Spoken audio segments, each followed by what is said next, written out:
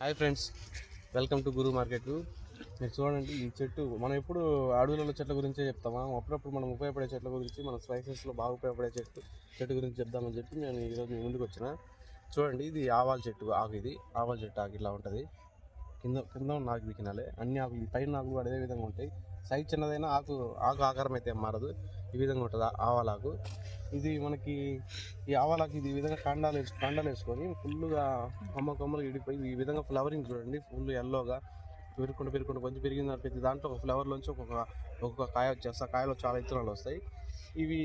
వీటి life span ఎలా ఉంటుందంటే, వీటికి లైఫ్ స్పాన్ 80 రోజుల నుంచి రకాన్ని బట్టి 2 రకాలు ఆవాల చెట్లు ఉంటాయి.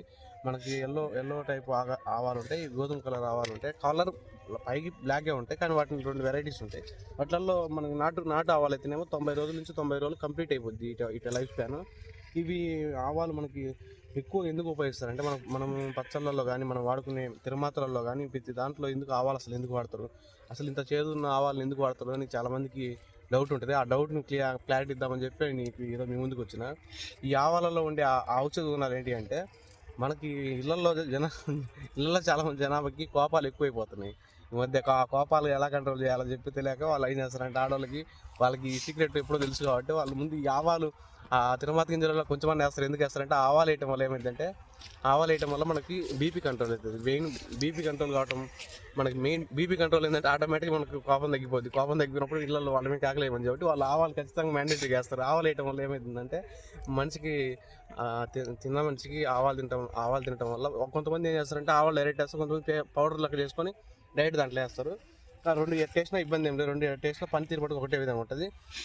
ఆ బీపీ కంట్రోల్ అంటే ఏం లేదు, గుండె పనితీరు మెరుగుపరుస్తుంది. గుండె పనితీరు ఇప్పుడు ఓవర్ బీపీ కొట్టుకోకుండా, లో కొట్టుకోకుండా సమతుల్యం చేయగలుగుతుంది ఆవాల చెట్టు అంతలాగా ఉపయోగపడుతుంది. ఏముంది ఆవాలే కదా అనుకోవచ్చు, కానీ ఆవాలు అంత ఉపయోగాలు ఉన్నాయి. ఇంకా మీకు ఈ ఆవాల చెట్టు గురించి మీకు ఏమైనా డౌట్లు ఉంటే, ఎన్ని రోజులు కాస్తాయి, ఎక్కడెక్కడ కాస్తాయి, ఏ విధంగా నాటుకోవాలి, నేను డౌట్లు ఏమైనా ఉన్నా కూడా మనకు చెప్పండి. ఇప్పుడు ఏం లేదు, ఇప్పుడు మన ఏరియాలో పల్లెటూరులలో ఎక్కువ ఆవాల చెట్టుని ఎలా వేస్తారంటే, ఇప్పుడు ఈ సీజన్లో ఏం చేస్తారంటే, పంట కింద బాడవలో చెట్లు చచ్చిపోయిన ఏరియాలో ఏం చేస్తారంటే డైరెక్ట్ ఆవాలు చల్లేస్తారు అంతే.